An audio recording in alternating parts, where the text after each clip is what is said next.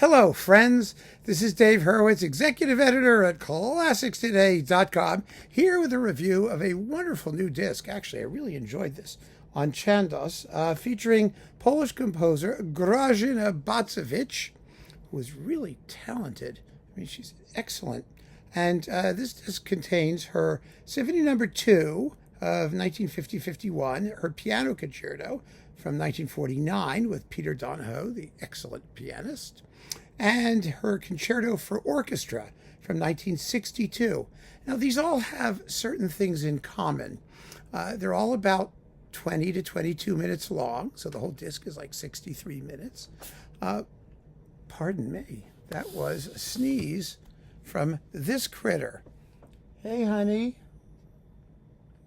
I know. You all right? Yes.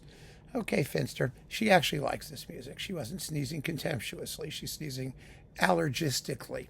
Anyway, as long as she's there, she might as well hang out, right? You going to stick with us? Okay.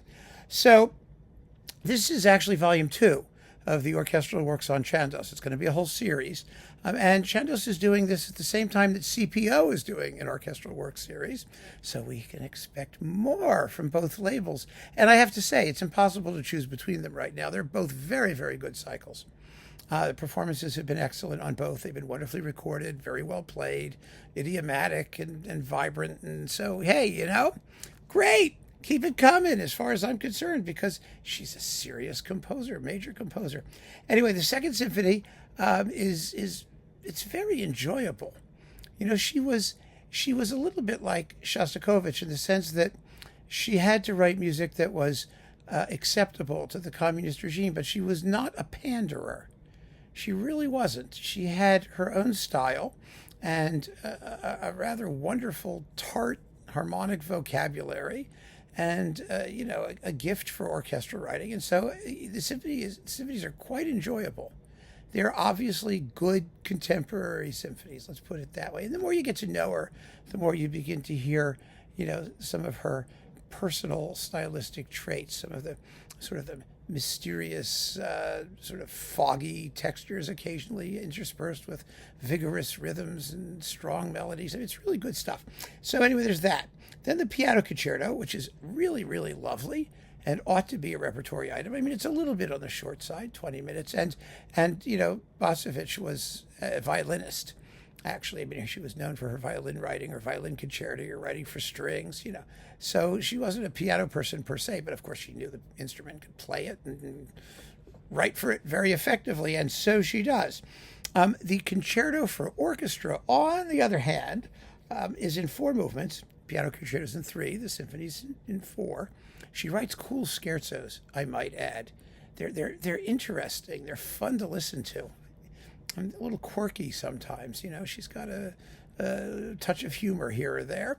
Anyway, the Concerto for Orchestra is a very, very brilliant work. It is less thematic than the other 2 works here. I mean, it's from 62. It's a little bit later. It's a little bit more brushed by modernity, if you want to call it that. In other words, you're going to listen to the movements. You're not going to hear tunes. You'll hear motives, let's put it that way. But it's extraordinarily well written for the orchestra. I mean, every section, it's a concerto for orchestra, so every section, gets its opportunity to do something and does it with great boldness and vibrancy.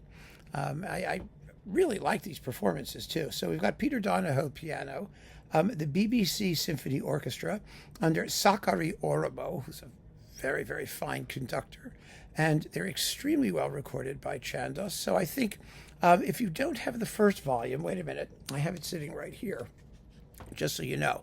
They all have her on the cover there. The first volume had symphonies numbers 3 and 4 and her overture for orchestra from 1943. And they're lovely performances. 3 and 4 are slightly more ambitious than number 2, but equally worth hearing and extremely worthwhile. So if I were you, I would grab this while you can. I make no assumptions in terms of the longevity of anything, especially obscure Polish music by lady composers who most people won't have heard of. I mean, in the classical music ghetto, Bacewicz is reasonably well known, and recently, I mean, there's been a tremendous amount of interest in her work. both her chamber music and her orchestral music. So there's been a lot of attention, and her name's been out there. But even so, I mean, how many of these are we really going to sell? I don't know. It deserves to sell quite a few. If there were any justice in the world, it would work that way. Right, Finster? Yes, I know. She would do well. But, what can you do? I know. Go back to sleep. So, I recommend this very, very highly. I think this whole series is so far excellent. Well, it's only one other disc, but it's terrific. The music is absolutely worthwhile. The CPO recordings are fun, too. It's great to have immediate comparisons ready to hand and music that's kind of obscure and new to most people. So, there's just still a lot of life in the world of classical music recordings. There just is, at least for now. So keep on listening, friends. Thanks so much for joining me. Take care.